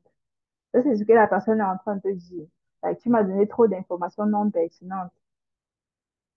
et beaucoup trop d'informations. Donc, la solution, c'est d'engager le prospect en donnant un bonus et bien sûr d'agrémenter autant que possible avec des témoignages avant ton appel de vente et pendant l'appel de vente, d'agrémenter au maximum avec des témoignages que ce que tu dis, ce que tu proposes là, ça marche, ça fonctionne. OK. Quelle est encore, il y a quelle objection qui revient le plus souvent? C'est je veux vraiment travailler avec toi, mais je n'ai pas les moyens. Je n'ai pas les moyens. Comment est-ce que je peux me le permettre? Je n'ai pas les moyens de m'offrir. Souvent, quand quelqu'un va te dire, je n'ai pas les moyens de m'offrir, tu vas te dire que, ah, elle dit vrai, elle n'a vraiment pas les moyens. Elle ne peut pas s'offrir cela. Alors que, quand la personne te dit, je n'ai pas les moyens, ce qu'elle est plutôt en train de dire, c'est que je n'ai pas d'argent sur mon compte bancaire pour ce service-là. Pas que je n'ai pas d'argent. Donc, je n'ai pas prévu la dépense pour ce service-là, pour cette offre-là. Même si je sais que ça m'aidera énormément, je n'ai pas prévu cette dépense. Ça, c'est ce que la personne est en train de te dire. So, ce que tu dois faire pour cette personne-là, c'est d'apporter plus de valeur. Plus de valeur. Je l'ai dit au départ, ce n'est pas tant ton pitch, ce n'est pas tant ton offre qui est le plus important, mais la valeur que tu apportes aux personnes. Apporter plus de valeur, donner plus, donner plus et laisser le temps au processus. Parce que oui, quand quelqu'un t'a dit, je n'ai pas les moyens, ce n'est pas à ce moment-là qu'elle va décider de payer. Apporter plus de valeur. Mais tu dois aussi lui poser la question de savoir que veux-tu dire par tu n'as pas les moyens? Que veux-tu dire par je n'ai pas assez de moyens? Pose-lui la question, demande-lui. Et lorsqu'elle a fait ça, tu reformules. Tu reformules. Ce que tu m'as dit tout au long de l'appel, c'était exactement ce que je devais faire pour aller de l'avant. Donc, dis-moi comment tu vas faire pour continuer sans ça. Tu ramènes le problème. Elle t'a dit pourquoi elle dit qu'elle n'a pas les moyens. Elle connaît sa douleur. Elle a parlé de sa douleur tout au long de l'appel. Maintenant, tu vas lui poser la question de savoir, OK, comment est-ce que tu vas faire pour avancer sans ça, puisque tu as besoin d'aide. C'est une douleur. C'est pour ça que tu es venu chez l'urgencier, parce que tu as besoin d'être aidé, d'être prise en charge très rapidement. Comment alors tu vas faire pour avancer sans ça? Souvent, elle va te répondre, souvent, elle va décider de fuir la réponse. Si elle décide de fuir la réponse, comprends juste que tu n'as pas encore assez qualifié ce poste ou elle n'est tout simplement pas ta cliente de cœur. Et n'essaie pas d'insister ou quoi que ce soit. Mais la probabilité, si elle est ta cliente de cœur, c'est que tu réussisses à la closer après avoir dit ceci. Comment est-ce que tu vas faire pour avancer sans ça, puisque c'est ce dont tu as besoin, selon tout ce que tu m'as partagé depuis le départ. Comment est-ce que tu vas faire pour avancer sans ça? Une autre objection, une autre objection qui revient davantage le plus souvent dans les appels de vente, c'est bon, ça sonne bien ce que tu dis là, ça a l'air intéressant, ça a l'air pertinent. J'aimerais avoir plus d'informations sur ton programme. Est-ce que tu peux me donner plus d'informations? En fait, quand quelqu'un te dit, est-ce que tu peux me donner plus d'informations, ça veut dire que la douleur n'est pas urgente. Elle te dit, en fait, elle n'a aucune urgence à prendre une décision. Et elle te dit, en fait, que la douleur n'est pas pressante. Ce n'est pas c'est un problème, mais c'est pas un problème urgent. Ce n'est pas un problème qui a besoin d'une solution précise et spécifique. Mais c'est un problème qui existe. Et souvent, au fond, ça se traduit par je n'ai pas confiance. Je n'ai pas confiance en ton offre. Ou alors, je ne me fais pas assez confiance pour rejoindre ton programme. Parfois, c'est même le problème de confiance ne vient pas de toi, donc envers toi, mais envers elle-même. Je ne me fais pas assez confiance pour rejoindre. Parfois, quelqu'un a les moyens, mais elle ne se fait pas assez confiance pour faire le sacrifice de payer ton offre parce qu'elle se dit, après, ça, je vais vivre comme. Elle ne va pas l'arriver là. Elle ne va pas le désir final, le résultat espéré. Elle ne le voit pas. Elle ne voit que la dépense de maintenant, comment son compte va se vider. C'est souvent ce qui se passe. Donc, quand ça va t'arriver, ou si ça t'est déjà arrivé, désormais, ce que tu dois faire, c'est pouvoir isoler le problème de confiance en posant la question au prospect, toujours poser la question, est-ce que tu as confiance en moi? As-tu confiance en moi? À quel point es-tu rassuré que je peux t'aider? À quel point es-tu rassuré que mon équipe et moi, nous pouvons t'aider? À quel point as-tu confiance en ce programme? À quel point as-tu confiance en ce service? Pose-lui la question. Généralement, quand moi je pose la question à mes prospects, plusieurs m'ont répondu, OK, c'est parce que telle personne m'a recommandé, c'est parce que euh, tu as déjà fait tes preuves et je pense que tu peux m'aider. C'est parce qu'il y a plein de raisons qui viennent le plus souvent. Poser les questions, ça va aussi vous permettre. Il faut savoir que passer un appel, un audit avec un client, ce n'est pas nécessairement pour closer la vente, mais c'est aussi pour rendre ton offre encore plus irrésistible. Parce que ce que le procès va te dire, la clarté que tu auras au sortir de cet appel te permettra d'améliorer toi ton offre et de pouvoir revenir et pouvoir attirer en fait cette personne-là qui avait besoin de ton aide. Parce que tu vas commencer à aller plus en profondeur dans sa problématique, puisque l'ayant écouté, l'ayant diagnostiqué, l'ayant consulté, tu sais ce qu'il faut, tu sais quelle est la solution à émettre en ce moment-là. Tout cela sonne bien. Est-ce que tu peux me donner plus d'informations? Tu sais ce que tu as à faire. Isole le problème de confiance. Isole le problème de confiance. OK. On est à la septième, à la septième objection. À la septième objection. J'espère que depuis là, vous êtes en train de noter pour ne pas être perdu. J'espère que vous êtes en train de noter. La septième objection, c'est souvent, je viens d'investir dans notre programme. J'ai pas besoin d'une coach. Je viens d'investir dans notre programme. Je, je vais d'abord terminer ça pour commencer avec toi. Quand la personne te dit ça, elle va pas venir commencer avec toi. Elle n'a pas l'intention. Elle n'a pas cette intention de venir commencer avec toi, non. Quand elle te dit, je viens d'investir dans un autre programme, elle te dit en fait que je n'obtiens pas les résultats que je souhaitais dans l'autre programme. C'est ça qu'elle est en train de te dire. Je n'obtiens pas les résultats que j'espérais dans l'autre programme. J'ai déjà été endettée et je ne sais pas comment récupérer, je ne sais pas comment résoudre ce problème-là. Et je pense que tu peux m'aider, mais je ne vois pas la différence. J'ai déjà été dans un programme, je n'ai pas trouvé la solution. Je sais que tu peux m'aider, mais je vois vraiment pas la différence. J'ai même pas encore réussi à couvrir ma dette. Ça, c'est ce que la personne te dit. Et comme solution, en fait, qu'est-ce que tu dois faire? Tu dois lui parler, comme on l'a fait sur la question de je vais réfléchir, du retour sur investissement. Du retour sur investissement.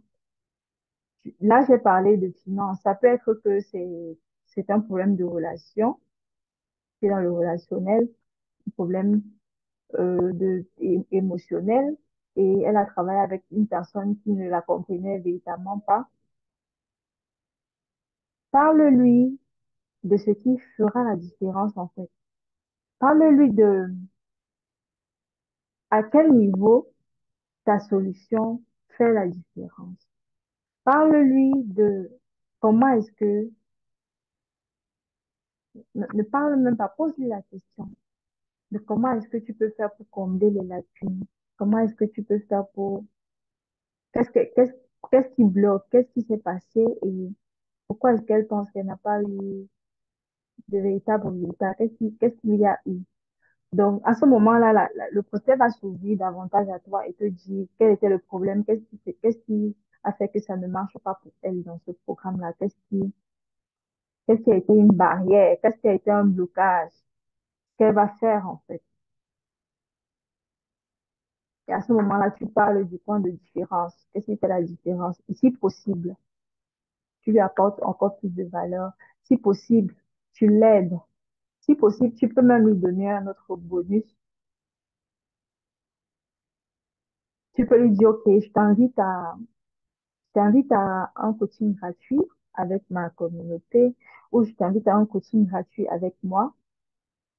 Question que tu vois juste comment ça se passe. Je n'ai pas l'intention de te vendre quelque chose. Tu peux garder ton portefeuille chez toi. Elle vient, elle voit. Et probablement, si ce que tu as partagé ce jour-là a pour intention sincère d'aider la personne, sincère, je dis bien intention sincère d'aider la personne. Quand tu donnes, tu reçois.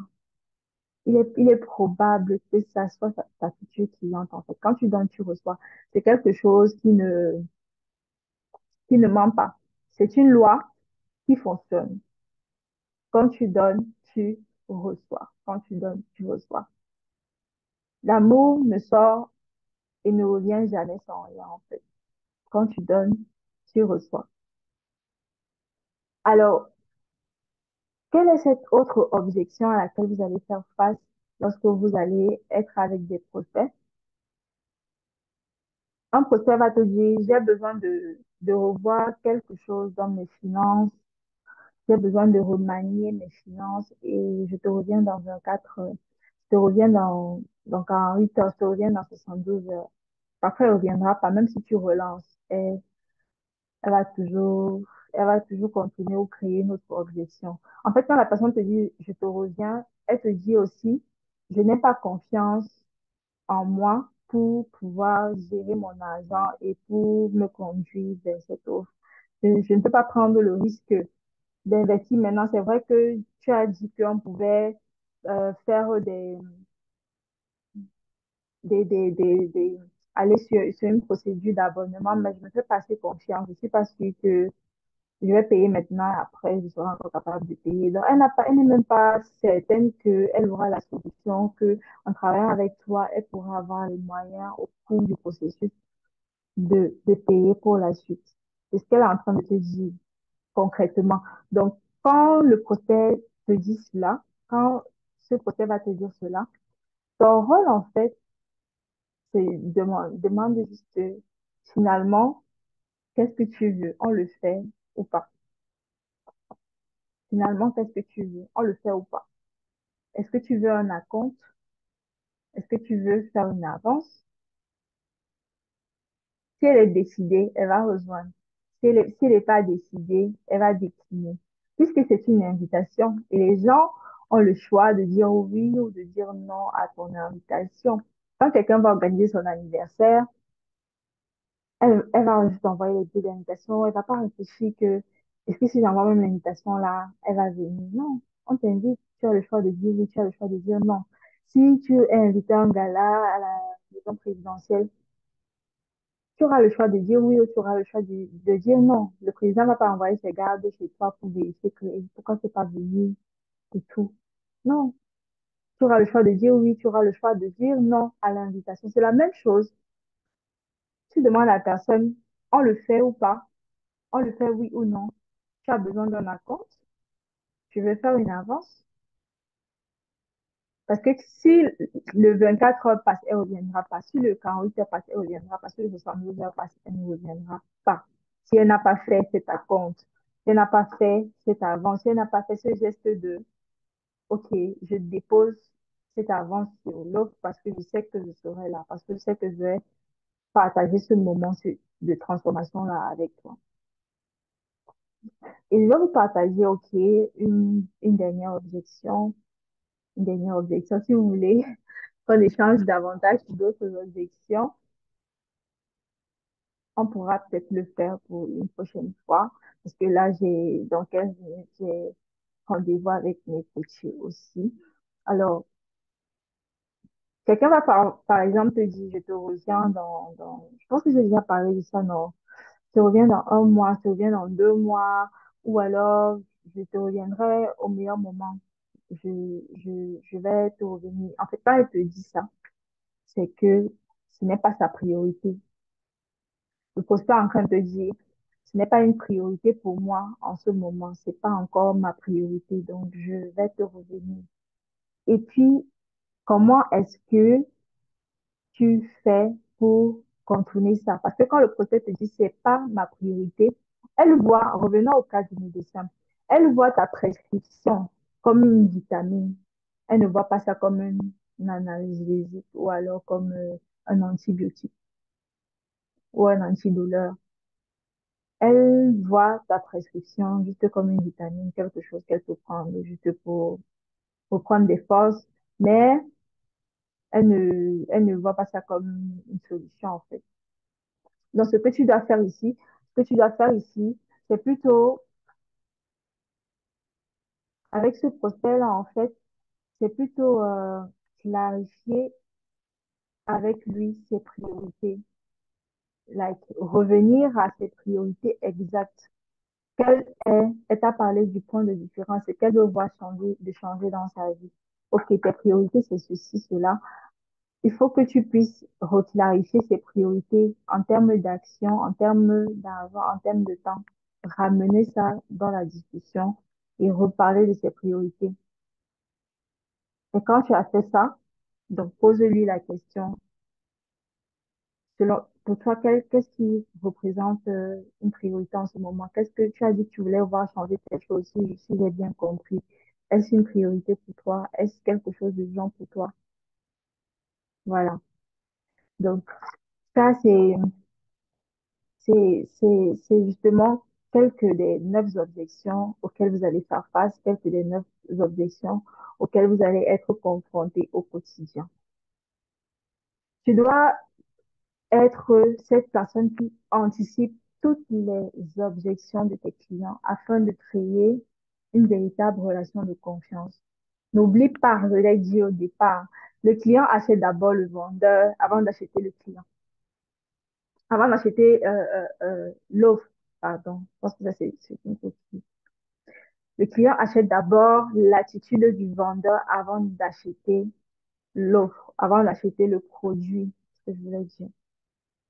Donc, c'est à toi d'anticiper. Quand tu seras face à ces objections, ce sera à toi d'anticiper. Et si tu suis le processus dont on a partagé ici, lors de tes appels, avant d'arriver au traitement des objections, il est probable que tu réussisses à chaque fois ces appels de vente. Quand je parle de recentrer les choses, c'est-à-dire créer la relation, régler le cadre, connaître qui est le décideur, comprendre la motivation du prospect, découvrir et clarifier les besoins du prospect, revérifier l'objectif, présenter ton offre. Tu vas facilement traiter les objections de tes prospects par rapport à ce qu'elles t'auront dit précédemment, par rapport à ce qu'elles t'auront dit avant d'arriver à cela. Et tu n'auras plus peur, tu le feras sans peur, tu n'auras plus besoin de dire, OK, je vais faire appel à un closer. Surtout que si tu es en démarrage, ce sera un peu compliqué pour toi de prendre un closer parce que ce sont des personnes qui ne facturent pas à moins de 1 000 € la presta. Donc, tu penses que si tu appliques ça, je pense que si tu appliques ça avec certitude, tu verras véritablement la différence. Tu pourras passer tes appels avec confiance, sans peur, sans stéréotype, sans te dire, OK, qu'est-ce qu'elle va penser? Est-ce que ce que j'ai à dire, c'est pertinent? Tu n'auras pas à te poser les questions, tu auras juste à poser les questions au prospect afin de permettre qu'elle se qualifie. Je rappelle encore au départ, je l'ai dit, et si je veux que vous reteniez quelque chose, c'est de pouvoir découvrir quelle est véritablement la douleur de ton prospect, créer ce cadre, cette relation de confiance avec ton prospect. Et bien sûr, euh, quel est ce dernier élément? Pratiquer l'écoute, mais bien sûr, permettre au prospect de se qualifier lui-même. Permettre au prospect de se qualifier lui-même. Alors, comme je le disais au début, nous allons avoir une invitation à la fin de ce partage. Nous avons le challenge EAP qui commence ce mois de juin avec mon équipe où nous vous invitons, vous êtes présentes ici, ou celles qui vont regarder en replay, à y participer. Ce challenge est nommé Épanoui, aligné et prospère. C'est pour les coachs qui ont ce problème de visibilité, qui ont ce problème à attirer des prospects qualifiés, qui ont ce problème à réussir à convertir leurs prospects, qui ont ce problème à avoir un marketing aligné, qui ont ce problème à avoir je dis ça comment, cette connexion facile avec les prospects, cette difficulté-là à créer une offre irrésistible qui se vend sans véritable effort de conviction. Donc, si c'est toi et que tu as l'intention de passer le cap des 1 000 € pour atteindre le minimum de 5 000 € le mois, ce challenge-là est pour toi. Je t'invite à y participer. Nous démarrons le 10 juin. OK, l'offre Lève Tôt qui se terminait ce dimanche est de 199 € et dès demain, il passe à 229 €. Pour celles qui ont participé en live dans ce partage-là, je vous permettrai encore de vous inscrire jusqu'à demain à 199 €. Pour le reste, ce sera 229 €. Mais celles qui pensent qu'elles sont plus avancées et qui veulent justement aller plus loin que le challenge, nous avons une offre supérieure qui concerne les guides d'impact. Ce programme-là, tu as appelé Guide Impact Mission pour les guides qui impactent véritablement les nations avec différence. Et là-bas, nous travaillons à accélérer le processus. Donc, si tu veux qu'on en discute, tu peux simplement me faire un message tout de suite dans ton Messenger pour que on puisse prendre rendez-vous et échanger là-dessus et que je puisse voir comment ensemble on pourra t'aider. Ok, j'ai été ravie de partager ce moment avec vous. Je ne sais pas s'il y a encore des questions. S'il y a des préoccupations, je peux en prendre deux. Et puis, on va se dire à très vite. Je vais vous envoyer un script de vente, mon script de vente à moi, comme cadeau pour ce soir. J'espère que ça vous fera plaisir. Mon script de vente, celui que j'utilise pour passer ces appels, celui que j'ai partagé avec vous tout au long de cette soirée-là. Faites-moi juste un message pour que je vous oublie pas. Faites-moi un message en écrivant script de vente. Et si vous voulez rejoindre le challenge, mettez challenge. Si vous voulez rejoindre le programme supérieur, mettez Jean Guide Impact Mission pour qu'on en discute. Et voilà. Est-ce qu'il y a des questions? Je t'en prie, Francine. Merci, Hermine, d'avoir été là. Merci, Karen. Merci. Voilà. Donc, c'est une offre qui fonctionne. Il y a la coachée Roselyne. Elle n'a véritablement pas, elle a eu un problème de réseau, je pense. Aujourd'hui, elle applique ça et elle est déjà à ses 8 clientes. On est à peine on n'est même pas encore à 21 jours de travail ensemble. Elle est déjà à ses 8 clients. So, c'est véritablement toi qui feras la différence dans ce que tu veux voir arriver dans ton business, la différence que tu veux voir manifester dans ton business. Et c'est à toi de décider, OK.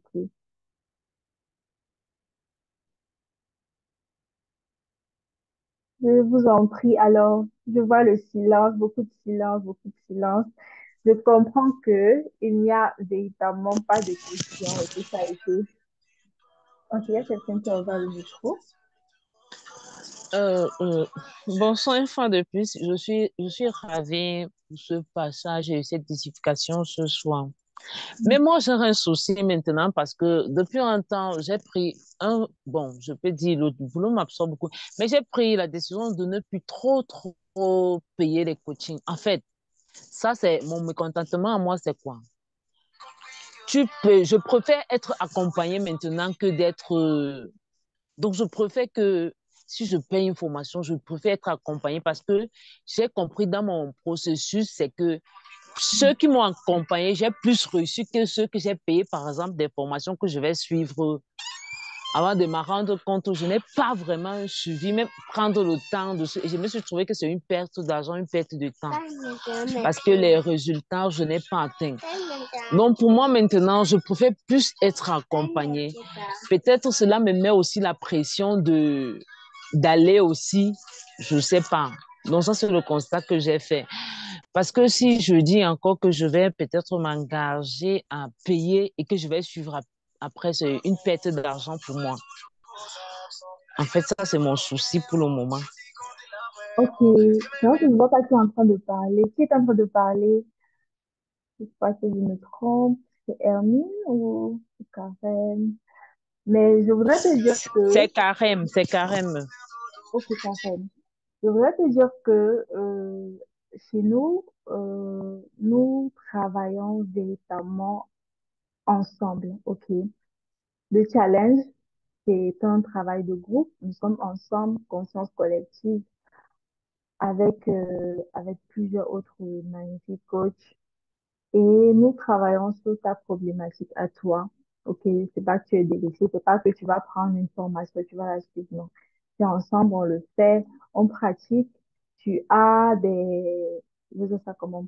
Tu as un processus assez clair, tu as un chemin assez clair de ce que tu es censé faire. Maintenant, si tu penses que tu veux avoir plus que ce cadre de groupe-là, parce que oui, dans le cadre de groupe, je donne la possibilité à chacune d'avoir un appel d'optimisation avec moi. C'est tout ce qu'on aura fait selon le challenge, ensemble, en groupe, en live, un peu comme ici, nous sommes là. Tu poses tes problématiques, tu poses tes questions, tout ce qui bloque, on règle ça là en live. Mais si tu veux avoir justement un suivi personnel comme avec ma coach Stéphanie, tu, peux te rapprocher de moi et on en discute pour le programme supérieur GIM, pour les guides d'impact, où nous travaillons véritablement dans un processus en one-to-one.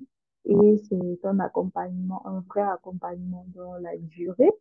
Ok, c'est un accompagnement sur 6 mois pour véritablement aller step by step à débloquer tout ce qui représente des zones d'ombre pour toi. Donc, tu vois, à tous les niveaux, ce sont des accompagnements et non pas des formations. Ça, je voudrais restructurer les choses. Ce sont des accompagnements et non pas des formations. La différence, c'est la durée. La différence aussi, c'est le cadre. Dans le challenge, nous sommes en groupe. Dans le programme supérieur, nous passons plus de temps ensemble en groupe et en individuel. Je sais pas si tu comprends un peu, Karen. Ok, c'est compris. C'est compris, c'est bien noté. Merci Bon, bien. je t'en prie, avec plaisir. Ok, ok. Donc, est-ce qu'il y a une autre préoccupation? Sinon, on va se séparer. J'aurais voulu vous inviter au partage de ce soir. Vous avez partagé sur le contenu magnifique avec les coachés, mais ce n'est pas prévu. Nous avons déjà vraiment passé un bon moment, plus d'une heure ensemble, je crois. Alors, ça a été un plaisir. J'aimerais vous voir pratiquer cela. J'aimerais vous voir avoir des résultats au niveau de vos appels et que chacun me dise peut-être dans 2, 3 semaines, dans 2, 3 jours. Ok, j'ai eu tel appel avec tel prospect, voici comment ça s'est passé et j'ai réussi à conclure des ventes. Ça me ferait vraiment plaisir et je saurais que j'ai pas perdu mon temps en partageant tout cela avec vous. Le replay sera disponible du moins tout à l'heure, mais pas tout de suite. On va mettre ça en ligne. C'est pour ça que j'ai pas partagé ça sur mon profil personnel parce que c'est un programme qui sera payant plus tard, tout simplement. Donc, si vous voulez le replay, il sera disponible pendant 48 heures. Je vais mettre ça sur YouTube dans un lien privé et vous me demandez juste le replay. Je vais vous envoyer le lien. Ok.